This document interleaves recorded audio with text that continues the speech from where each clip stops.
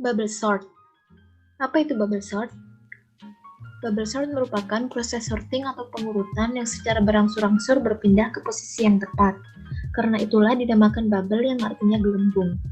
Algoritma ini mengurutkan data dari yang terbesar ke yang terkecil, yang disebut ascending, atau sebaliknya yaitu descending. Bagian kedua, kelebihan dan kekurangan bubble sort. Kelebihan yang pertama adalah proses pengurutan pada bubble sort merupakan metode yang paling sederhana. Kedua, tahapan dalam pengurutan data sangat sederhana. Dan yang ketiga, algoritma bubble sort mudah dipahami. Kekurangan bubble sort. Yang pertama yaitu kurang efisien, karena proses akan berjalan lama jika jumlah data yang diurutkan sangat banyak. Lalu, kekurangan yang kedua adalah jumlah pengulangan akan tetap sama jumlahnya meskipun data sudah cukup terurut. Ketiga, cara kerja bubble sort. Pada proses pertama, di sini ada angka 5, 4, 2, 1, dan 3. Angka 5 dibandingkan dengan angka 4. Karena angka 4 lebih kecil, maka ia tergeser ke depan, dan angka 5 tergeser ke belakang. Selanjutnya, angka 5 dibandingkan dengan angka 2. Karena angka 2 lebih kecil juga, maka ia tergeser ke depan, dan angka 5 tergeser ke belakang. Lalu, angka 5 dibandingkan dengan angka 1. Karena angka 1 juga lebih kecil, maka ia tergeser ke depan dan angka 5 tergeser ke belakang. Selanjutnya, angka 5 dibandingkan dengan angka 3. Karena angka 3 lebih kecil, maka angka 3 tergeser ke depan dan angka 5 tergeser ke belakang. Masuk ke proses kedua.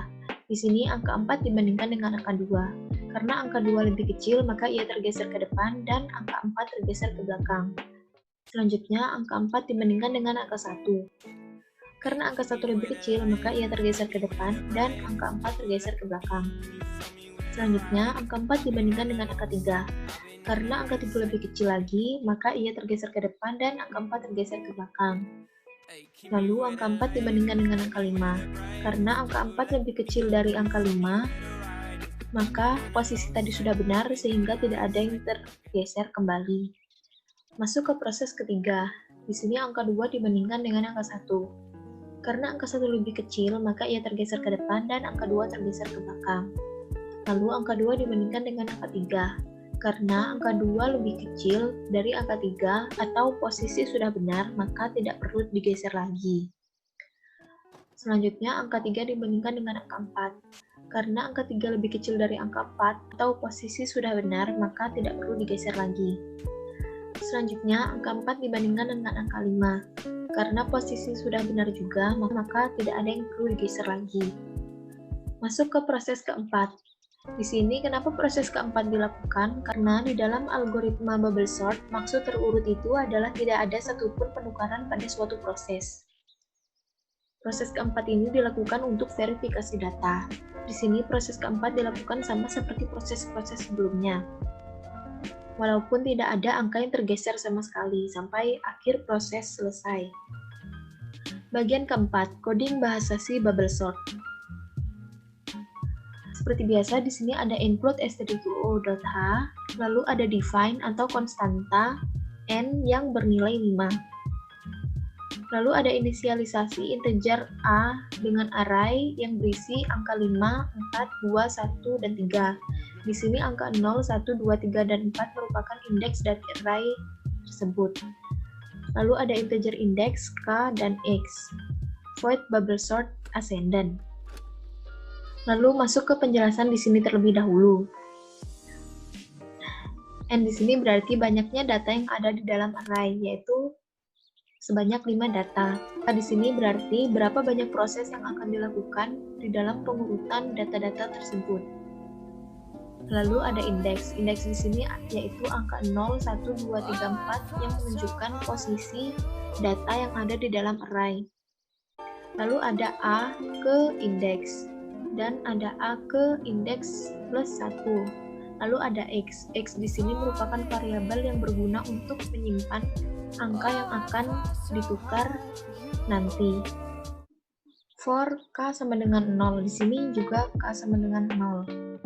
Dengan kondisi batas awal 0 dan batas akhir n-2, yaitu 5 dikurang 2 yang bernilai 3. Yang artinya proses pengurutan dari data-data yang ada akan dilakukan sebanyak 4 kali, yaitu dari angka 0, 1, 2, dan 3. Lalu karena K tadi masih ada di dalam range 0 sampai 3, maka masuk ke perulangan for selanjutnya. Di sini indeks sama dengan 0, berarti dimulai dari 0 atau batas awalnya 0 dengan batas akhir N-2 yaitu 5-2 yang bernilai 3. Ulang lagi, berarti batas awalnya 0 dengan batas akhir bernilai 3. Yang artinya, proses perbandingan angka di dalam indeks akan dilakukan sebanyak 4 kali. Masuk ke perulangan if. Jika A indeks di sini artinya A indeks ke yang di sini tadi ya, yang itu 0, berarti A indeks ke 0, di sini angkanya 5. Berarti di sini 5 juga. Lalu di sini ada A indeks plus 1. Artinya A indeks ke 0 tadi ditambah 1, yang berarti A indeks ke 1. Indeks ke 1 di sini yaitu angka 4. Kembali lagi, jika A indeks ke 0 yang artinya 5 tadi lebih besar dari A indeks ke 1 yang artinya 4, maka masuk ke sini. Karena kondisi tadi benar, yaitu 5 lebih besar dari 4, A indeks tadi yang bernilai 5 disimpan di dalam X. Sama seperti di sini, disimpan di dalam X. Lalu, A indeks yang bernilai 5 tadi ditukar dengan A indeks 1 yang bernilai 4. Jadi 5 di sini ditukar dengan angka 4. Dan A indeks 1 tadi ditukar dengan angka yang disimpan tadi, yaitu 5. Jadinya angka 4 di sini berubah menjadi 5. Atau bahasa mudahnya, angka di indeks 0 tadi ditukar dengan angka 4, dan angka di indeks 1 tadi ditukar dengan angka 5. Sehingga menjadi seperti ini. 4, 5, 2, 1, dan 3. Selanjutnya indeks tadi ditambah 1, jadinya indeks 1. A indeks ke 1 yaitu angka 5 di sini. Seperti di sini. Lalu ada A indeks plus 1. Indeks 1 ditambah 1 yaitu 2. Artinya indeks kedua yaitu angka 2. Di sini angka 2. Dan karena angka 5 lebih besar dari angka 2, maka angka 5 tadi disimpan ke dalam X. Dan angka 5 dan 2 bertukar posisi menjadi seperti ini. Nih, 4, 2, 5, 1, dan 3. Lalu ditambah lagi indeksnya menjadi indeks kedua, dan A indeks kedua tadi yang bernilai 5, di sini 5 juga. A indeks 2 plus 1 sama dengan A indeks ketiga, yang di sini berarti angka 1. Karena angka 5 lebih besar dari angka 1, maka angka 5 tadi disimpan lagi di dalam X. Dan angka 5 dan 1 bertukar posisi menjadi seperti ini. 4, 2, 1, 5, dan 3. Kembali lagi indeks ditambah 1 menjadi 3. A indeks ketiga. Di sini data ketiga yaitu angka 5. Seperti di sini juga. Lalu A indeks ke-3 tadi ditambah 1 sama dengan A indeks ke-4. Indeks ke-4 tadi angka 3, di sini juga angka 3. Karena 5 juga lebih besar dari 3, maka 5 disimpan di dalam X. Dan 5 dan 3 tadi bertukar posisi menjadi seperti ini. 4, 2, 1, 3, 5. Selanjutnya indeks ditambah 1 lagi, yang artinya bernilai 4. Karena indeks sudah di luar batas, yang tadinya batas 0 sampai 3, berarti kembali lagi ke baris ke-9. Artinya sekarang K-nya yang ditambah 1. Atau bisa juga disebut dengan masuk ke proses kedua. Di sini K-nya sama dengan 1. Indeksnya dimulai lagi dari awal yaitu indeks ke-0. Dengan A indeks ke-0 tadi bernilai 4.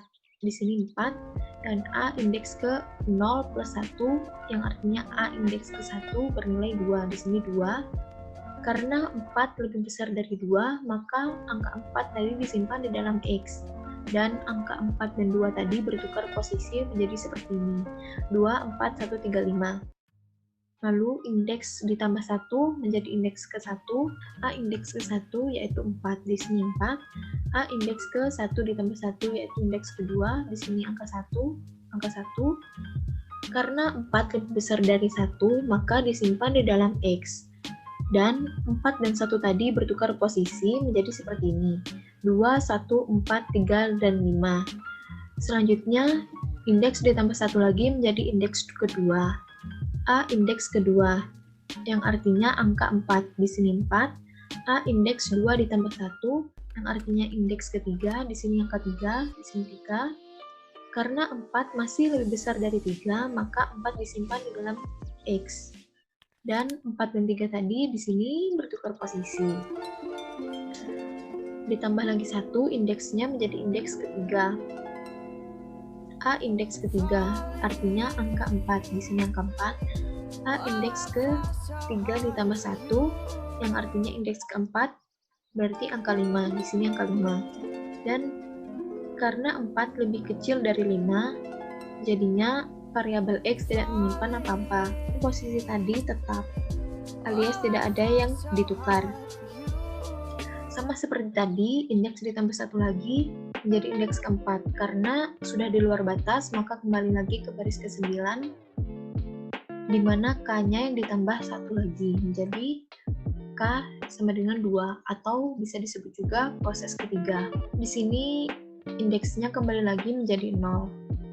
A indeks ke-0 berarti angka 2, dan A indeks ke-0 plus 1 atau A indeks ke-1 berarti angka 1. Di sini angka 1.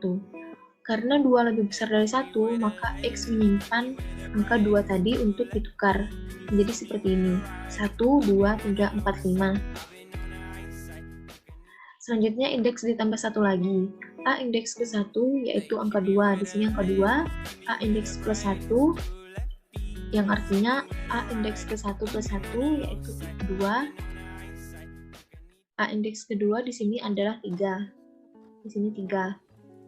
Karena 2 lebih kecil dari 3, maka X di sini tidak menyimpan apa-apa, atau tidak ada yang perlu ditukar, menjadi seperti ini, 1, 2, 3, 4, dan 5.